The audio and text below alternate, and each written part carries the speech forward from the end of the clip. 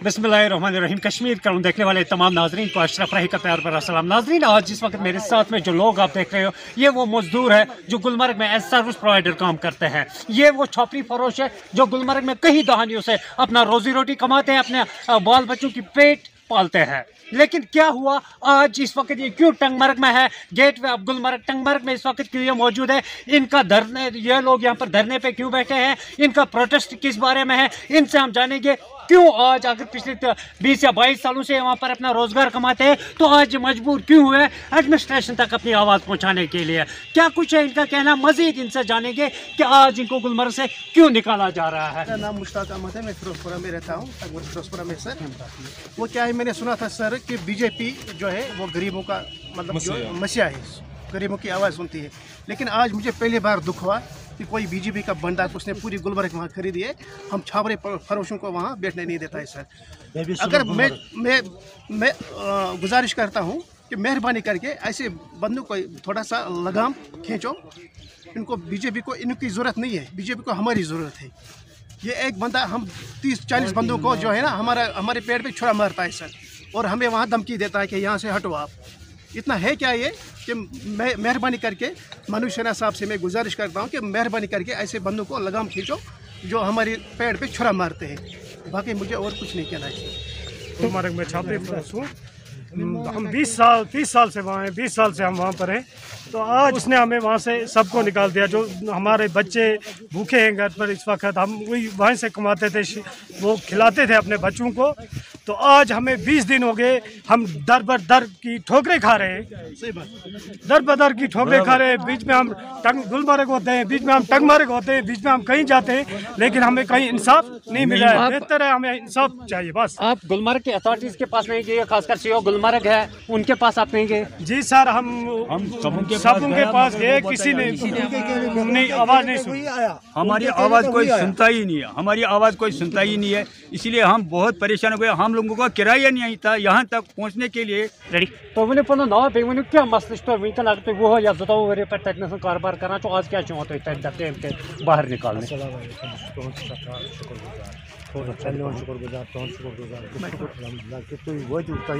बोजो सोन यह सुई बोदान यस दर्द दिल और दर्द कौम गई आज 22 वरी चलावान गुलमर्ग बेबी बोन जबकि होर 14 वरी गई हेर कन वो मामूली काफ़ी शॉप मामूली मोबाइल अत मोबाइल गवर्नमेंट दिवान किराए पर। चलो हमें कोई इस एतराज़ नहीं है कि वो किराए पे दे या बंद रखे, हम उसको चैलेंज नहीं कर सकते हैं। हम चैलेंज ये कर रहे हैं, अगर हम 20 साल से ये स्लोप चलाते आए हैं, उस टाइम चलाते आए हैं जिस टाइम छोटे बच्चों को फाल हुआ करते थे, उस टाइम कोई पानी लेके नहीं आया करते थे, हम उधर पानी लेके जाते थे उन बच्चों को।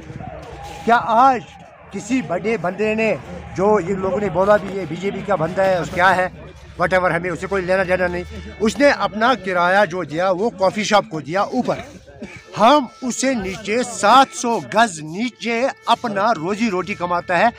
मामूली सा क्रेड लगा के दिन भर 300-400 कमा के शाम टाइम बाल बच्चों को खिलाता है। आज ये शख्स एडमिनिस्ट्रेशन को यूज़ करके, पुलिस को यूज़ करके ये रिज़्क भी हमको छीन रहा है कि आप भागो। ये गुलमर्ग मैंने 6 लाख में टोटल खरीदा है। अगर ये एडमिनिस्ट्रेशन का पावर है, इसको या एडमिनिस्ट्रेशन ने इसको डोर्स दिया है कि सब गुलमर्ग इसने 6 लाख में खरीदा।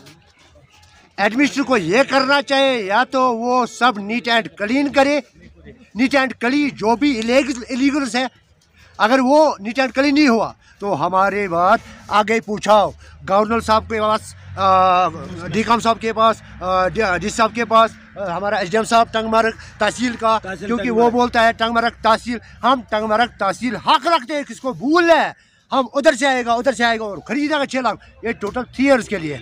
और 3 साल के बाद हमारी बच्चे उधर हो गए, हम सफाई करते हैं, ये शेख को बुलाते हैं सफाई करने के लिए, और क्या बोलते हैं सैनिटेशन बोलते हैं, मैंने सैनिटेशन फीस दिया, काय का फीस दिया, हम दांत से उठाते हैं गुलमर्ग का कूड़ा और कचरा, जिसे आपको भी मालूम है, इसको आपको भी मालूम है। आपने 3 बार हमारा इंटरव्यू लिया, मैंने अपने हाथ से वो गंदगी उठाया, वो डायपर लोग डालते हैं, इन हाथ से उठाया। इतना कलेजा है मेरा गुलमर्ग। गुलमर्ग हम छोड़ने वाला नहीं है, हम इसका शरीक नहीं है। हम अलग है, अपना रोजी कमाता है, ये अपना रोजी कमाता है। हाँ, अगर इसको 6 लाख किसने दिया, हम इसमें भी बिल्कुल ताउन देगा कि अगर हमको भी देना पड़ेगा, रेट देना पड़ेगा नीचे बर्फ पे।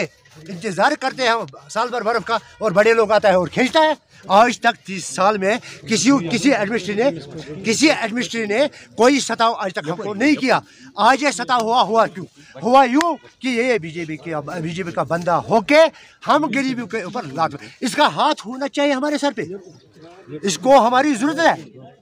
लेकिन ये नहीं बोलते, ये बोलते हैं हमें क्या गरीबों के साथ, क्या यही उसका पॉलिटी है? क्या हम इंसान वोट डालने वाले नहीं है? हम वोट डालने वाले नहीं है, चाहे कोई भी पार्टी, हम वोट नहीं डालते हैं।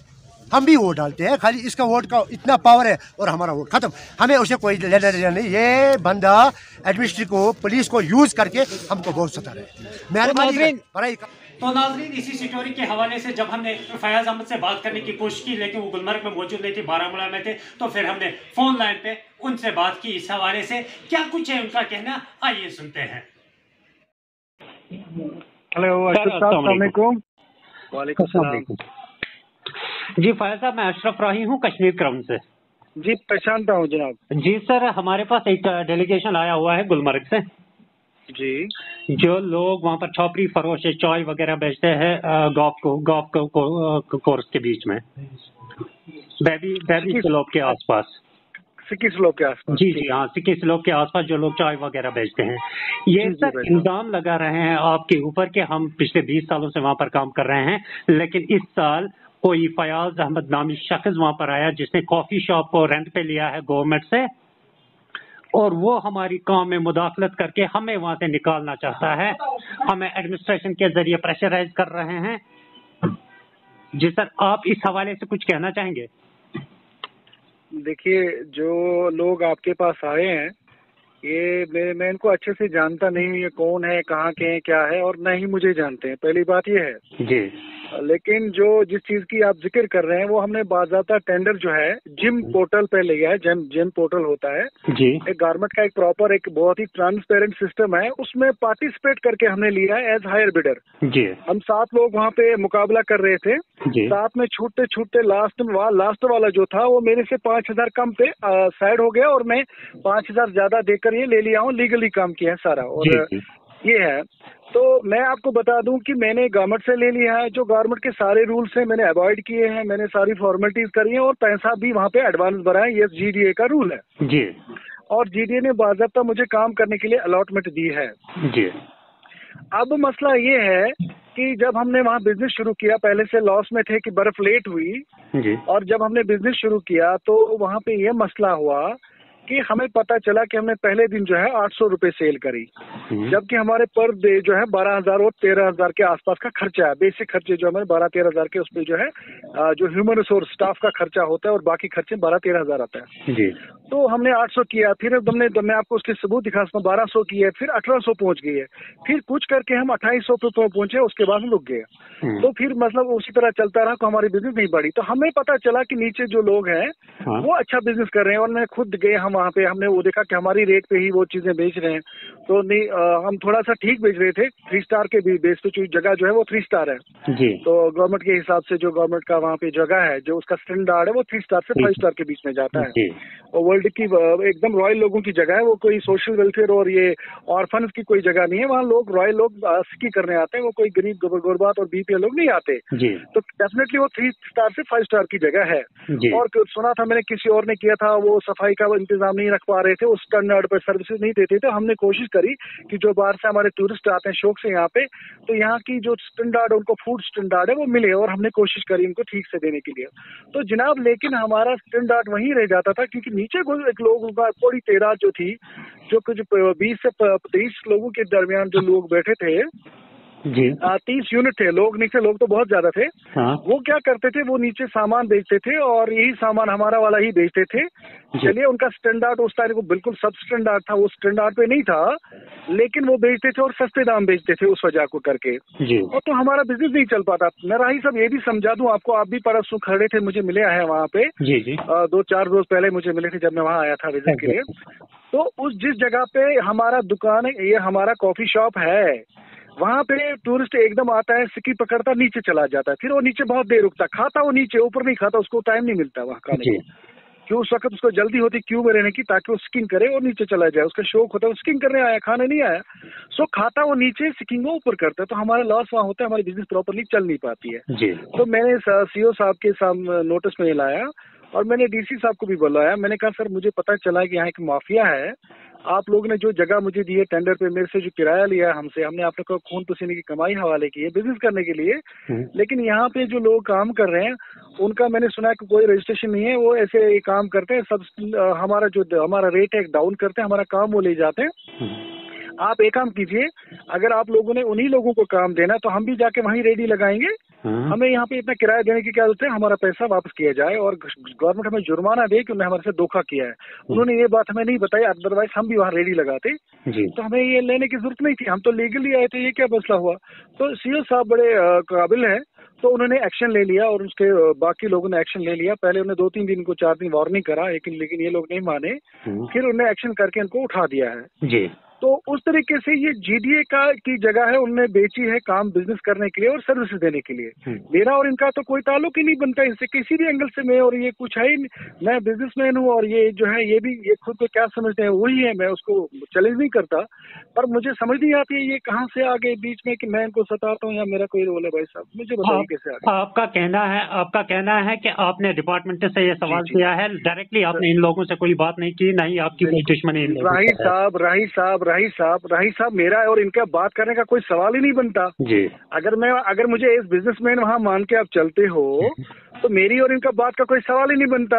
मैं बिजनेसमैन हूँ, मैंने लीगली वहाँ ले लिया, ये लीगली बैठे या इलीगली बैठे या डिपार्टमेंट के पास चले जाए, ये मुझे घसीट कर करके इस पिक्चर में लाकर किसी आदमी के प्रोवोकेशन पे किसी दूसरी पार्टी के, हमें पता चल चुका है कि कुछ पार्टी के लोगों ने पैसा इकट्ठा किया हुआ है इनको ये बताने के लिए, वो इनको मिसयूज कर रहे हैं कि हम आपको ये काम करा के देंगे, आपको वहीं बैठना है, 20-20 हजार रुपए इनसे लिया गया है और वो इनको प्रोवोक करते हैं, मिसयूज करते हैं। और हमारे और किसी दूसरी एक पार्टी, मैं तो सिर्फ वहाँ पे एक बिजनेसमैन हूँ, मैं किसी पार्टी का नाम नहीं लूंगा, मेरे को उस ताल्लुक से मैं कोई पार्टी का नहीं बता रहा हूँ क्योंकि मैंने पार्टी के नाम पे नहीं लिया, मैंने रजिस्ट्रेशन सुनिए ये बात कंप्लीट करूँ मैंने रजिस्ट्रेशन पे लिया है, जिस तरह दुनिया भर के लोग आउटसोर्स करके लेते हैं वैसे मैंने लिया है, लेकिन कुछ शर्तपसंद लोग जो है जानबूझ के इसको अलग रवैया रंगत देना चाहते हैं, जो उनकी एक नाकाम कोशिश है, उनको उसको मुझे लगता है उनको बाज आना चाहिए। एक करेंगे, हम यहाँ पर किसी पार्टी को इन्वॉल्वमेंट इसमें नहीं करेंगे क्योंकि हम गरीब आवाम की आवाज लेकर बिल्कुल नहीं, यहाँ पार्टी आती नहीं है कहीं पे जनाब, कैसे आती है? हाँ, पार्टी अपनी जगह है, रोजी रोटी का मैंने ये बात इसलिए लाई, मैंने अभी कोई वीडियो मेरे पास आई है, कोई मीडिया वाला जो है वो प्रवोक कर रहा है उनको जी, वो प्रवोक कर रहा था, मेरे पास वीडियो आई है तो मैं उस लिहाज से बता रहा हूँ, वो जानबूझ के एक हैजानी कैसे पैदा कर रहे हैं, गलत कर रहे हैं वो।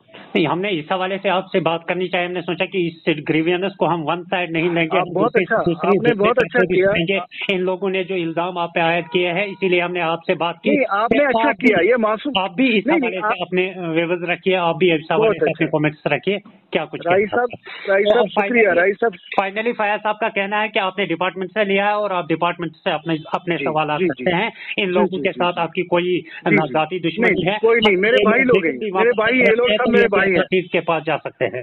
हाँ, लेकिन आपके माध्यम से इनको गुजारिश करूंगा, इनको प्रवोक किया जा रहा है, मनपसंद अमन वहाँ बिगाड़ने की कोशिश की जा रही है। आज हमारे लड़के पे हमला हुआ है वहाँ पे जी, मेरे लड़के ने फोन किया कि मेरे पे हमला किया गया और हमला किया गया है, अगर कुछ भी होता है तो इनको फंसाया जाएगा, कोई इनको साजिश में इन्वॉल्व कर रहा है, इनको मेरे खिलाफ वहाँ पे नुक्सा अमन के लिए भड़का रहे हैं, इनको बताएं वो चीजें ना करें, क्योंकि आज मेरे लड़के पे हमला किया गया, कल और मेरे पे हमला किया जाएगा। मेरा इनके साथ कोई दुश्मनी नहीं है, ये हमारी जान पे न बन लाए इस बात को लेकर, क्योंकि हमारा इसके साथ मैंने लीज पे ले लिया, कोई भी ले सकता था, मैं नहीं होता कोई और होता, तो मेरे खिलाफ ये इस तरीके से ना कहो। आपको किसी के बहकावे में ना आए, इनसे मेरी गुजारिश होगी। ठीक है। Thank you so much sir, आपने अपना कीमती टाइम दिया। Thank you so much sir ji, thank you. इस प्रोग्राम को आप तक पहुंचाने में हमारे साथ ताउन कर रहे हैं डॉक्टर समीता सोफत हॉस्पिटल लुधियाना पंजाब, बेऔलाद जोड़ों के लिए उम्मीद की वाहिद किरण।